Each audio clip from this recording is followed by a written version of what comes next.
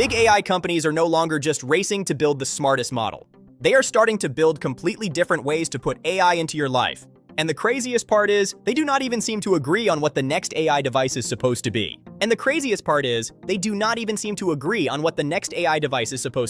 Meta is already pushing AI glasses into the real world. Google is building a Gemini-powered XR ecosystem. OpenAI appears to be moving toward its own physical AI device. Apple is rebuilding Siri while rumors around smart glasses and even an AI wearable pin keep getting louder. And Snap is still pushing the category further into AR. Put that together, and this stops looking like a few scattered gadget stories. It starts looking like the opening phase of a real AI device war. I spent the last week pulling this together piece by piece, and the deeper I got, the stranger the picture became. Because this is not just about who ships the next cool gadget, it is about where AI is going to physically live. On your face, in your room, across an XR layer, or in some new form factor the market still has not fully settled on. And once you see it that way, the real question changes.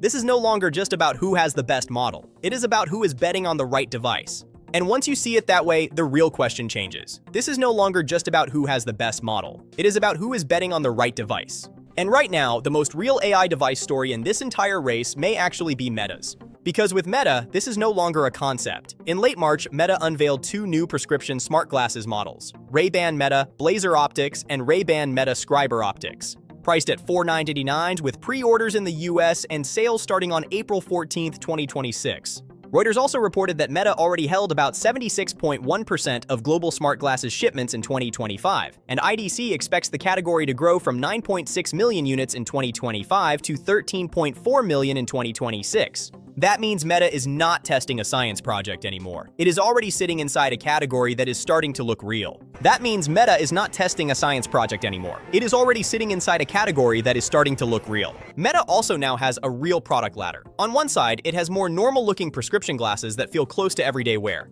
On the other, it has the more advanced Ray-Ban display line at $799 with message reading and navigation features. Reuters reported in January that Meta even delayed the wider rollout of those display glasses because US demand was strong enough to strain supply, with waitlists stretching well into 2026. That is what makes Meta dangerous here. It is not betting on the weirdest device. It is betting on the device that asks people to change their behavior the least. You do not have to clip something to your shirt. You do not have to put a strange AI object in the middle of your room. You do not have to wear a bulky headset just to get everyday AI help. You just put on glasses. That may be the smartest part of Meta's whole strategy. Meta's bet is kind of genius. Make the future look as little like the future as possible. And glasses have one huge advantage over almost every other form factor in this race. They sit exactly where AI becomes useful, near your eyes, near your ears, near your voice, and directly inside your real-world context. That is why glasses feel like such a strong early candidate for things like messaging, navigation, quick AI help, and visual understanding without pulling out a phone every 5 seconds. But if Meta looks like the clearest hardware bet, Google looks very different.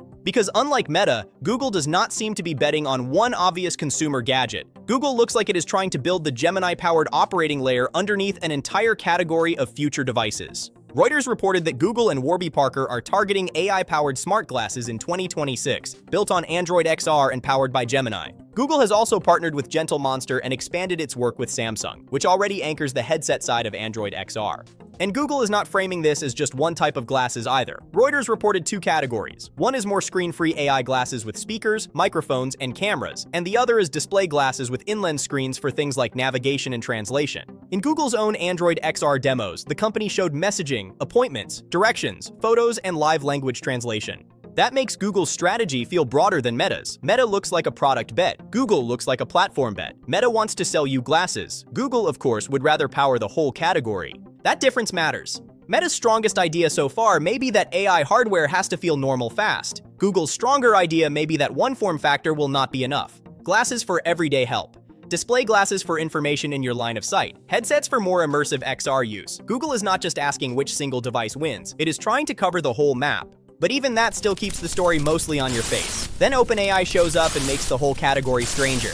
Because according to Reuters, OpenAI's first device is not expected to be glasses at all.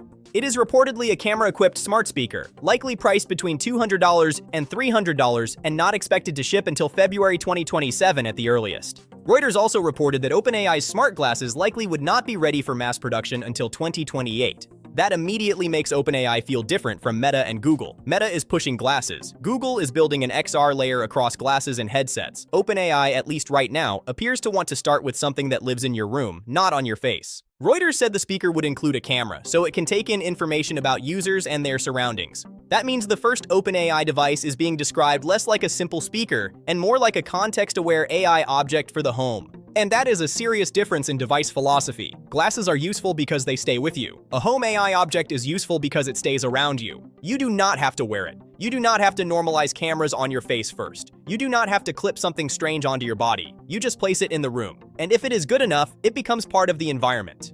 That may sound less futuristic than smart glasses, but it may actually be easier for a lot of people to live with. And then there is the Jony Ive angle. Reuters reported that OpenAI acquired Ive's startup IO in a $6.5 billion all-stock deal, bringing him in as creative head as part of OpenAI's push into hardware for the generative AI era. Reuters also said Altman and Ive hinted at a prototype device in development and framed the move as part of OpenAI's effort to establish its own device platform rather than remain dependent on Apple or Google. That is what makes this more than a random gadget rumor. A $200-300 camera-equipped home AI device in 2027, followed by glasses later, suggests OpenAI may not be trying to win the wearable race first. It may be trying to win the room first. And that is exactly where Apple becomes the most interesting pivot in the entire story. Because Apple does not just look like a company exploring devices. Apple appears to be rebuilding the intelligence layer underneath them first. Reuters reported in January that Apple planned to turn Siri into a built-in AI chatbot deeply embedded across the iPhone, iPad, and Mac. Then in March, Reuters reported that Apple was planning to open Siri to outside AI services like Gemini and Claude, with those changes expected to be shown at WWDC in June. Reuters also reported that Apple is testing a Siri upgrade that can handle multiple commands in a single request. Meanwhile, The Verge reported that Bloomberg expects Apple to unveil a more system-wide Siri reset at WWDC on June 8, 2026, including a standalone Siri app, a broader Ask Siri layer across apps, and a more agent-like role across the system. That matters because without a much stronger Siri layer, Apple's device rumors do not fully land. Smart glasses without a strong AI layer are just cameras, audio, and convenience features. A wearable pin without a strong agent layer sounds even stranger. But if Siri becomes more conversational, more deeply integrated across apps, and more capable of routing tasks across services, then suddenly those devices start making much more sense. That is why Apple's software story is not a side note here. It is probably the thing that has to be fixed first, and then you get to the hardware side. The clearest Apple hardware signal is still smart glasses. Reuters previously reported that Apple was aiming for smart glasses around the end of 2026, with prototype production expected to ramp by the end of that year. More recently, Bloomberg-linked reporting has described Apple testing multiple frame styles, with the first version likely focusing on cameras, calls, music, and Siri rather than a full AR display. That is important because it suggests Apple's first glasses may not be some moonshot holographic product. They may be closer to the Meta Ray-Ban logic, more normal-looking, more audio and camera utility, and more dependent on assistant quality than full visual overlays. But then Apple gets weirder. Reuters also reported in January, citing the information that Apple is developing an AI-powered wearable pin with multiple cameras, a speaker, microphones, and wireless charging, with a possible release as early as 2027. And that is a completely different category from glasses. If Apple is seriously exploring both, then Apple may not just be building a product. It may still be deciding where AI should physically live. And that is where the device comparison gets really sharp. Glasses are easier to understand. They are easier to style. They are easier to normalize socially. People already know what to do with glasses. A pin is different. A pin could be more intimate. It could stay closer to the body. It could feel more always on. But it also sounds much harder to make feel natural in everyday life. A pin could be more intimate than glasses, but also much harder to make feel normal. That may be the biggest contrast of all. Meta looks like it picked a lane. Apple still looks like it may be interviewing multiple versions of the future. And that is why Apple matters so much in this story. Meta looks like the company with the most proven consumer wearable. Google looks like the company with the clearest XR platform. OpenAI looks like the company with the strangest home device bet. Apple looks like the company rebuilding the brain first, and only then deciding which device deserves it. If WWDC really shows a stronger Siri layer, deeper app control, more agent-like behavior, and outside AI integrations, then suddenly the glasses and pin rumors stop looking random and start looking like early pieces of a much larger Apple device plan. And then there is Snap. Snap may be the easiest company to underestimate in this entire story. It is not leading the category the way Meta is, and it does not have Google's platform scale. But Reuters reported on April 10th that Snap's Specs smart glasses unit will use Qualcomm's Snapdragon XR platform for devices launching later this year. Earlier, Reuters reporting in January said Specs would include an intelligence system designed to anticipate user needs and help with tasks. That matters because Snap pushes the story further toward AR-first hardware.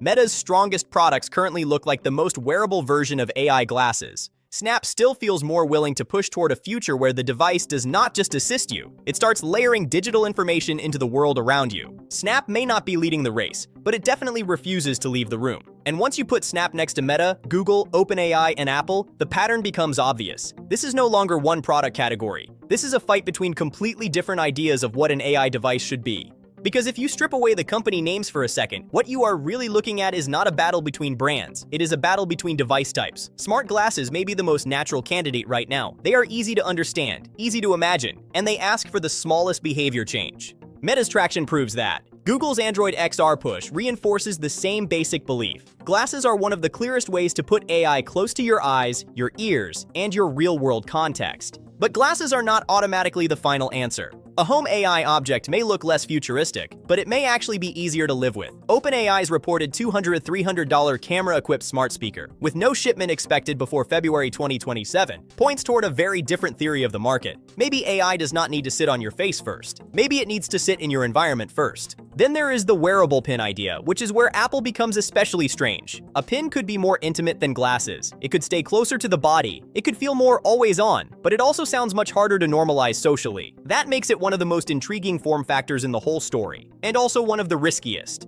And then there is the XR headset path. This may be the most powerful direction technically, but it is also the hardest one to imagine as a true everyday device. Google's Android XR platform is designed for both headsets and glasses, which shows why Google is more flexible than Meta here. But it also highlights the tension.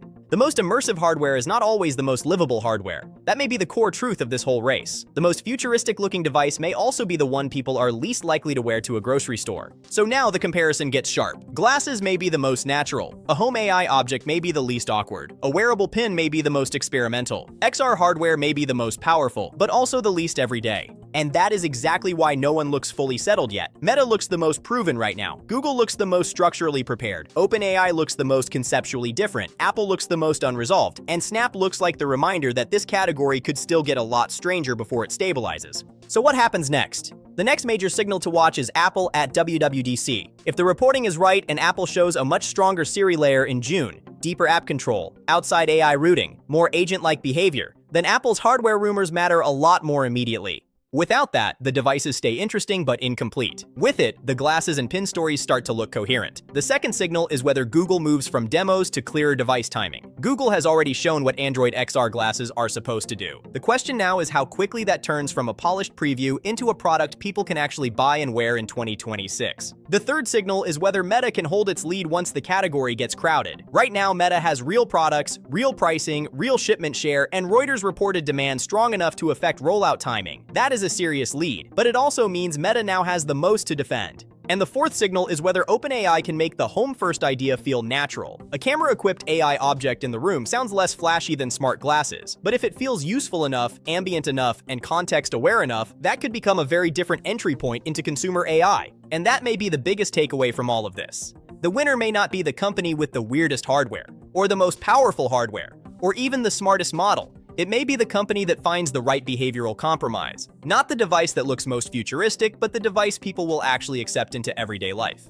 That is what Meta is betting with glasses. That is what Google is trying to cover across an XR stack. That may be what OpenAI is trying to test in the home. And that may be exactly why Apple still looks undecided between glasses, a pin, and a rebuilt Siri layer underneath everything. After spending the last week pulling this together, the thing that stands out most is not that AI companies are building devices. It is that they are all making different bets on where AI should physically live. On your face, in your room, across an XR layer, or somewhere even stranger. And the market still does not look fully settled on which one of those answers is right.